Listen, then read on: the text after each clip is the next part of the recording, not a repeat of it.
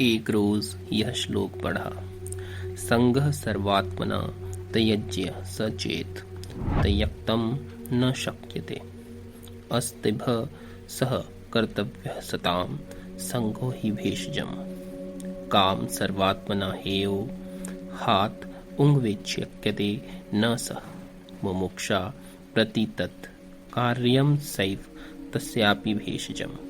अर्थात साधु को संग बिल्कुल त्याज्य है। यदि वह त्याग न किया जावे तो फिर सज्जनों के साथ करना चाहिए, क्योंकि सत्पुरुषों का संग औषध रूप है। कामना का बिल्कुल त्याग कर देना चाहिए। यदि यह न हो सके तो मुक्ति की कामना करनी योग्य है, वह भी उसकी औषध है।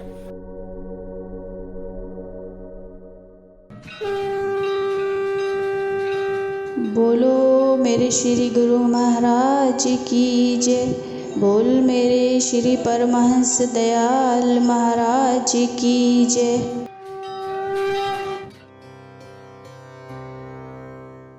सो संग करना तो सज्जनों का करना, कामना करनी तो मुक्ति की करनी। इसके अतिरिक्त जो संग किया जाता है उसका नतीजा अच्छा नहीं होता है। और फरमाया कि लाला महावीर प्रसाद के जितने सत्संगी भाई थे, उनके वहाँ किसी के सुबह और किसी के शाम को हमारी दावत होनी शुरू हुई। हर मोहल्ले में, हर जगह, क्या औरत क्या मर्द, हर एक की यही ख्वाहिश थी कि सब हमको खाना खिलावें, चाहे दावत के तौर पर चाहे मामूली तौर पर। जहाँ हमारी दावत होती थी वहाँ ही लाला साहब भी भोजन करते थे। उनके घर पर सिर्फ हमराही साधु भोजन करते थे। इस अरसा में हमराही साधु से सिर्फ रात को मिलना होता था। इस मोहल्लत में लाला साहब की वालिदा और उनकी खाला यानी माता की बहन वगैरह को उस हमराही साधु से बातचीत करने का खूब मौका मिला। वह दिन भर उससे इस्तफसारे हाल यानी जीवन क्रम पर वार्ता करती थी। जब उसकी कौमियत और वालिदैन यानी माता पिता का हाल और उसकी शादी वगैरह का निशब्द दरियाफ्त किया तो उसने सब हाल बयान कर दिया कि मैं मुकाम गया जी का वशिंदा यानी निवासी हूँ और मेरे वहाँ पेशा काश्तकारी होती है।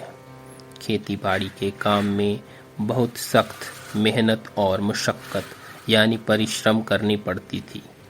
पेशतर यानी पहले तो बालक समझकर कुछ काम में रियायत भी कर दी जाती थी, मगर जब मेरी शादी हो गई तो काम की तरफ ज़्यादा तवज्जो दिलाई गई। मेरी तरफ से सुस्ती होने पर कुछ तसद्दुद यानी मारपीट व सख्ती भी की गई। मेरे हम उम्र और हम ख्याल 3-4 और लड़के भी थे। हम सब ने एक रोज़ मशविरा किया कि यह काम तो इंतहा दर्जे का सख्त है, इस पर भी किसी तरह का ऐशो आराम नहीं।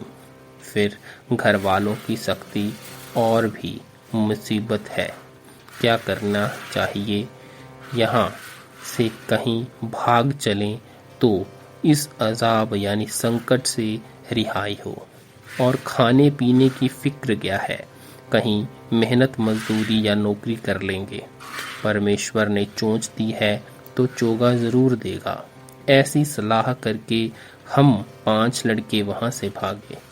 ज़रो ज़ेवर यानी सोना तथा जेवर की किस्म से जो चीज़ जिसके हाथ लगी उसने अपने कब्जे में की और वहाँ से चलकर मंजिलें तय करते हुए मुकाम काशी में आए। 2-4 रुपए या चांदी की हल्की चीज़ें जो हमारे पास थी वे रास्ते में खाने पीने में सर्फ यानी व्यय हो गई। जब काशी पहुँचे तो फाका कशी यानी भूखमरी की नौबत आ गई।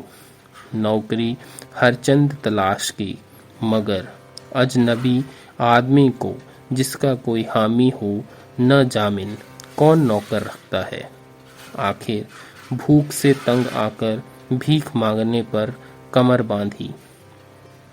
एक जगह महंत के यहाँ साधुओं के भोजन हो रहे थे। हम अब वहीं जा डटे और उनका ठाठ बाट और सरंजाम यानी प्रबंध देखकर दिल में आया कि सब झगड़े से साधु ही हो जाओ। देखो ये किसी के नौकर न चाकर, और कैसे मज़ेदार खाने खाते हैं और मौज उड़ाते हैं। करे नौकरी आवे चोट, सबसे भले भीख के रोट। जब वे लोग खाने बैठे तो हमको भी मुफल्लिस यानी निर्धन व गरीब समझकर खाना खिला दिया, मगर खाने के बाद भी हम वहीं बैठे रहे तो आदमियों ने इस्तफसारे हाल यानी हाल पूछना शुरू किया और कहा कि अब तुम क्या चाहते हो। हम सब ने एक जुबान होकर कह दिया कि महाराज हम सब साधु होना चाहते हैं, हमको अपना चेला बना लीजिए। उन्होंने हमारे दीगर यानी अन्य हालात व शादी विवाह की बाबत दरियाफ्त किया तो हमने उल्टा सीधा जवाब दे दिया और शादी होने से इनकार कर दिया और भजन करने की गरज से साधु होने का इरादा जाहिर किया। भजन का नाम सुनकर वहाँ क्या देर थी, फौरन हजामत होने लगी। कुछ अरसा तो बड़े चैन से गुजरी, हलवा पूरी खाना और मौज उड़ाना, मगर जब महंत जी ने पूजन भजन की ताकीद यानी आग्रह की और दीगर यानी अन्य महात्माओं ने भी तशद्दुद यानी कठोरता किया, तब से वहाँ से पैर उखड़े हम सब वहाँ से निकल भागे और द्वारका जी की ठानी। अयोध्या जी के करीब इन स्वामी जी से मुलाकात हो गई। इनको हम